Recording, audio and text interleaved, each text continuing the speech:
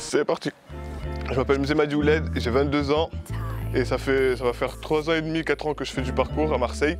J'ai commencé le parcours parce que comme beaucoup de jeunes, je cherchais un sport.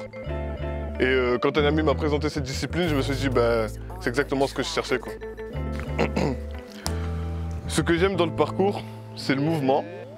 D'ailleurs, si aujourd'hui tu me demandes quel mouvement je préfère exécuter, franchement je ne saurais pas quoi te dire. Même si j'avoue, je fais plus des détentes presse, détentes bras et des strides.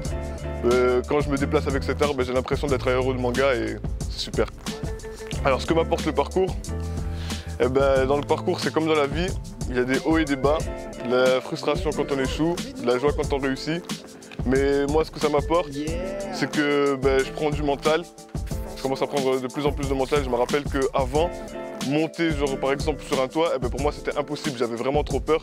Et là aujourd'hui, même si je combats encore mon vertige, j'arrive à être plus à l'aise quand je me déplace. Alors, j'ai rencontré la team MPO par le biais de Rémi Girard. Quand je commençais, je l'avais rencontré à la plage parce que les saltos ça m'intéressait.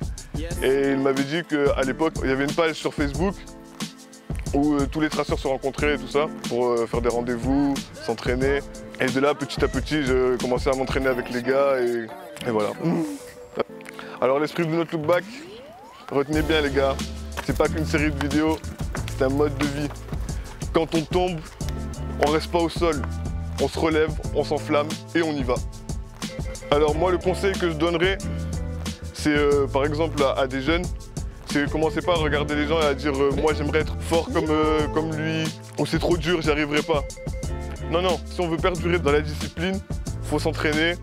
Tu peux regarder des vidéos pour l'apprentissage des mouvements, tu peux demander des conseils à droite et à gauche, mais après, il faut vraiment se focaliser sur soi-même. C'est vraiment un travail sur soi-même et persévérer, s'entraîner et tu verras que tu vas y arriver. Bon les gars, c'est la saison 2 de notre look back et il est temps de se mettre au boulot.